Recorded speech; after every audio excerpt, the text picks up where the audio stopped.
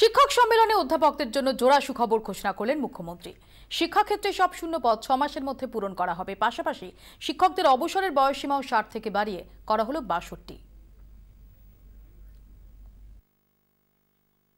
যে শিক্ষকদের পোস্টগুলো এখনো পূরণ হয়নি, এডুকেশন মিনিস্টার আমায় জানিয়েছেন আগামী 6 মাসের মধ্যে সেগুলো পূরণ করার কথা।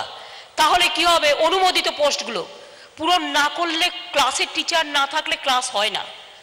এটা কিন্তু একটা বড় প্রবলেম। এই প্রবলেমটাকে সলভ করতে হবে। আরে যারা বড়রা আছে তাদের জন্য বয়সটা আমি 62 করে দিই।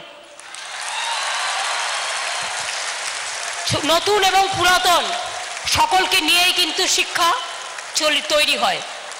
সুতরাং আপনাদের প্রণাম সালাম এবং অভিনন্দন জানিয়ে বলি, কখনো ভুল হলে রাগ করবেন, কিন্তু আমাকে গালাগালি দেবেন, কিন্তু অভিমান করে ভুলে যাবেন না। অভিমান করে সংঘাতে যাবেন না। ভালো থাকুন, সুস্থ থাকুন, সুন্দর থাকুন।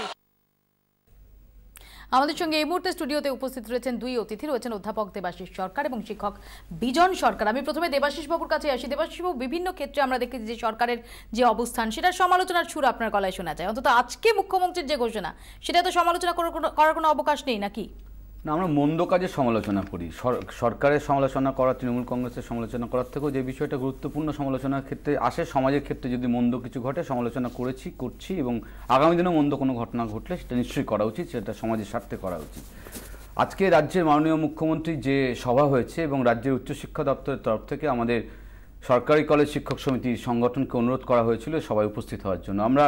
আমাদের রাজ্যের সমস্ত সরকারি কলেজের অধ্যাপক অধ্যাপিকাদের আমরা মিটিং করে জানিয়েছিলাম যে আমরা সবাই উপস্থিত থাকব এবং রাজ্যের মাননীয় মুখ্যমন্ত্রীর কাছে সরকারি কলেজের সামগ্রিকভাবে সমস্যা এবং তার উন্নয়নের প্রশ্নে যে প্রস্তাব আমাদের রয়েছে সেটা লিখিতভাবে মুখ্যমন্ত্রীর কাছে জমা দেবো। কারণ আমরা খোঁজ নিয়ে জানতে পেরেছিলাম যে সরাসরিভাবে আলোচনা করবার কোনো পরিসর আজকের এই সভাতে নেই, কিন্তু লিখিত বক্তব্য জমা দেওয়ার সুযোগ রয়েছে। আমি রাজ্যের উচ্চশিক্ষামন্ত্রী ডক্টর পার্থ চট্টোপাধ্যায় তার সাথে দেখা করি এবং তার কাছে আমাদের বিষয়গুলোকে প্লেস করা হয় এবং উনি বলেন যে প্রিন্সিপাল সেক্রেটারি ছিলেন, উনি বলেন বিষয়গুলো নিয়ে ডিটেলসে সিএম এর সাথে কথা হবে, আমাদের সাথে পরবর্তী অবস্থায় কথা হবে এবং আমরা মাননীয় মুখ্যমন্ত্রীর কাছে আগামী দিনে তার এই ব্যস্ততার মধ্যে থেকেও একটা সময় চেয়েছি, যাতে আমরা আশা করব নিশ্চয়ই উনি আমাদের সময় দেবেন, যেখানে আমরা সরকারি কলেজগুলোর সামগ্রিকভাবে উন্নয়নের প্রশ্নে আমরা যেটুকু সামান্য বুঝি সেখান থেকে প্রস্তাব রাখব।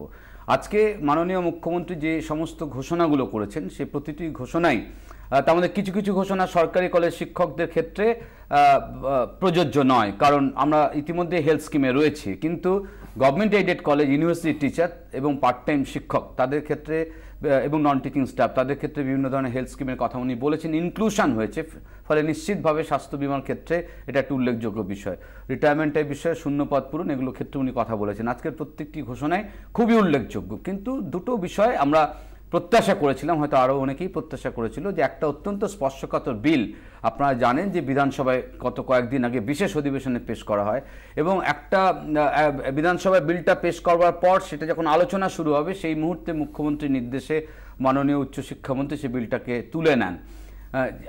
কথা বলতে বলতে কোনো একটা রেফারেন্সে শাটল বেতে তার একটা রেফারেন্স ছিল বটে, কিন্তু সেই বিলের মধ্যে তার যে ইন্টেনশন এবং স্পিরিট সেটা উচ্চশিক্ষার সাথে যুক্ত কলেজ বিশ্ববিদ্যালয়ের শিক্ষকদের মধ্যে নানান প্রশ্ন সমালোচনা, সেই বিষয়টা সম্পর্কে কিন্তু আজকে উনি কোনো কথাবার্তা বলেননি। আমরা আশা করব ওই বিলটার মধ্যে যেগুলো বিতর্কের জায়গা, মন্দ জায়গা, সেই বিষয়গুলো আগামী দিনে চিন্তা ভাবনার মাধ্যমে। আমি আসবো আপনার কাছে, আমি বিজন বাবুর কাছে আসি। বিজন বাবু, আজকে আমরা দেখলাম যে স্কুল কলেজের যে শিক্ষক, কলেজ এবং বিশ্ববিদ্যালয়ের শিক্ষক, তাদের জন্য দরাজহস্ত মুখ্যমন্ত্রী। স্কুল শিক্ষক যারা, তাদেরও তো একটু এক্সপেকটেশন বাড়ছে নাকি? একদমই।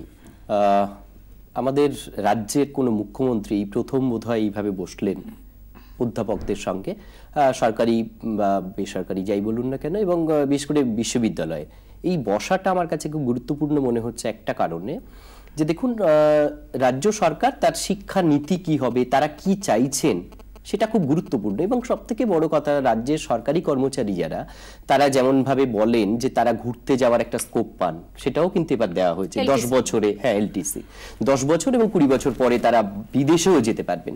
এটা একটা বাড়তি পাওনা আমার মনে হয়। তো যখন কলেজ বিশ্ববিদ্যালয় পাচ্ছে, তখন হাই স্কুল, প্রাইমারি স্কুল, তাদেরও কিছু দাবি দেওয়া আছে এবং সেই দাবির থেকে আমি বিশেষ করে যারা প্রাথমিকে চাকরি করেন আমি তাদের জন্য একটা কথা বলতে পারি, সেটা হচ্ছে মাধ্যমিক শিক্ষাগত যোগ্যতায় তারা চাকরি করতেন এতদিন, এখন তাদের শিক্ষাগত যোগ্যতা পেরিয়ে গেছে উচ্চ মাধ্যমিক।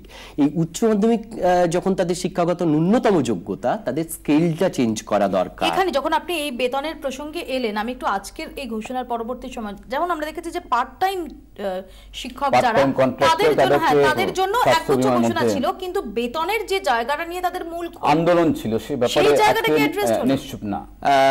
হ্যাঁ, আরো একটা জায়গা আছে, মানে বিশেষত যারা প্যারা টিচার তাদের ক্ষেত্রেও একটা বিষয় আছে, তারা কিন্তু দীর্ঘদিন অনেকটা দিন ধরে তারা এই বেতনটা পাচ্ছেন, কিন্তু এটা নিয়ে অনেক ক্ষেত্রে বিতর্কও আছে যে তারা পরীক্ষা দিয়েছিল কম সংখ্যার মধ্যে। এই বিতর্কে আমি যেতে চাই না। আমি যেটা বলতে চাই যে মাননীয় মুখ্যমন্ত্রী যদি শিক্ষকদের সঙ্গে বসেন, প্রাইমারি এবং হাই স্কুলের সঙ্গে বসেন, তাদের কিছু দাবি দেওয়া থাকে, সেই দাবি সংক্রান্ত বিষয়ে বিশেষ করে প্রাইমারি স্কুলের শিক্ষকদের মাইনের বিষয়টা, আমরা যেমন হাই স্কুলে চাকরি করি, হাই স্কুলে আমরাও এলটিসির দাবিটাও রাখবো মুখ্যমন্ত্রীর কাছে। আমরাও বিদেশে যেতে চাই, আমরাও দেশের মধ্যে মুখ্যমন্ত্রী আমাদের সেই সুযোগটা দেবেন। 10 বছরে দেশের মধ্যে, 20 বছর হলে বিদেশে।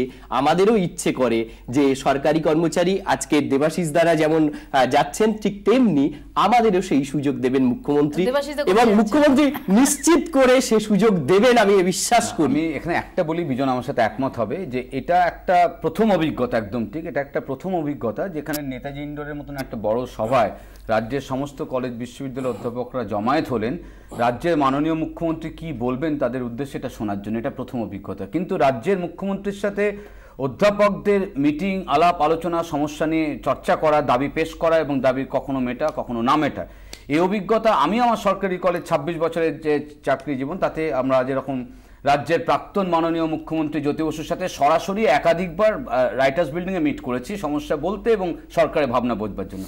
আমরা রাজ্যের প্রাক্তন মাননীয় মুখ্যমন্ত্রী বুদ্ধদেব ভট্টাচার্যের সাথে কোনো বড় সভায় গিয়ে শুধু তার ঘোষণা শোনা নয়, সরাসরিভাবে একাধিকবার তার সাথে কথা বলা। এই ডায়ালগটা ভীষণ ইম্পর্টেন্ট। যে দাবিটা চলছে যদি সেটারই নিরসন করে দেন মুখ্যমন্ত্রী, ধরা যাক যে 62 বছর, আমি একটু জিজ্ঞেস করি আপনাকে, যে আমরা যদি দেখি যে বামেরা যাদের শক্তি ক্ষয় অন্তত ভোটের বাক্সে বারবার সাম্প্রতিককালে দেখা গেছে, তাদেরও কিন্তু শিক্ষক সংগঠনটা অত্যন্ত মজবুত, এবং তাদের দাবিগুলোর মধ্যে অন্যতম দাবি ছিল যে অবসরের সীমাটা, সেটা বয়স সীমাটা বাড়ানো। সেই জায়গাতে তো আজকে অনেকটাই আপনাদের যে আক্রমণের ঝাঁজটা, সেটা তো ভোতা করে না। আক্রমণের ঝাঁজ, এখানে আক্রমণের বিষয় না। শিক্ষানীতি নিয়ে আলোচনা করতে হলে কখনো যে বিষয়টা থাকে না সেটা হচ্ছে আক্রমণ থাকে না। মন্দ জিনিসের সমালোচনা হবে, ভালো জিনিসকে অ্যাপ্রিসিয়েট করতে হবে। 62টা বুঝতে হবে, আন্দোলন তো আছে, আন্দোলনের ঝাঁজটা, সর্বভারতীয় শিক্ষক আন্দোলন তো শিক্ষা এবং শিক্ষক আন্দোলনের একটা শক্তি তালিকা। জায়গায় তো কোথাও একটা এটা বলি, এটা নিবৃত্ত করলেন না, এটা তোমাকে বলি যে এটা ঠিক যে 88 সাল থেকে ধারাবাহিকভাবে রাষ্ট্রীয় কমিটি, মেরত্তা কমিটি, চাড্ডা কমিটি বারবার করে প্রথম পর্যায়ে 62 বছর সর্বভারতীয় স্তরে, এবং তারপর সেটা 65 বছর রিটায়ারমেন্ট এজের কথা বলেছে। কিন্তু এটা একদম ঠিক যে আজকের ঘোষণার আগে পর্যন্ত আমাদের রাজ্যের উচ্চশিক্ষার ক্ষেত্রে সুপারঅ্যানুয়েশনের বয়স ছিল হচ্ছে 60 বছর। অনেকে না বুঝে কথা বলেন বিশ্ববিদ্যালয়ে 65, না, সুপারঅ্যানুয়েশন 5 বছর, ওটা হচ্ছে রিএমপ্লয়মেন্ট। সুতরাং সুপারঅ্যানুয়েশন যদি 2 বছর, আজকের ঘোষণা যখন নিশ্চিত করছে 2 বছর বাড়লো, তাহলে এটা আমাদের দীর্ঘ প্রায় 3.5 দশকের যে demand, all India demand, state level demand ছিল, তার একটা জায়গায় 65। আমাদের এখন ডিমান্ডটা আমাদের ডিমান্ড নয়, all India demand. All India কেন এটা আমাদের ডিমান্ড? 4টা সুপারিশ, ইউজিসি রিকমেন্ডেশন, যে গেজেট নোটিফিকেশন স্টেট গভর্নমেন্ট মেনে নিয়েছে। সুতরাং দেরিতে হলেও 2010 মনে রাখতে হবে, 2010-এর 30শে জুন 65 সুপারঅ্যানুয়েশনের রেট সর্বভারতীয় ইউজিসি গেজেট নোটিফিকেশন, সেটা দেরিতে হলো, এটা ঠিক 3.5 দশক ধরে যে জিনিস আনঅ্যাচিভড রয়ে গেছে, সেটা যদি 65 পর্যন্ত না গিয়ে 62তেও কোথাও সরকার একটা সিদ্ধান্ত নেয়, সেই সিদ্ধান্তকে নিশ্চয়ই ওয়েলকাম করতে হবে, এবং পাশাপাশি 65 কথাকে আবারও বোঝানো। আমি আসবো একটা ছোট বিরতি, প্লিজ তার আগে একটা ছোট বিরতি আমাকে নিতে হবে। আমি ঠিক এই জায়গাতেই ফিরবো। ছোট বিরতির পর ফিরছি, সঙ্গে থাকুন 24 ঘন্টা।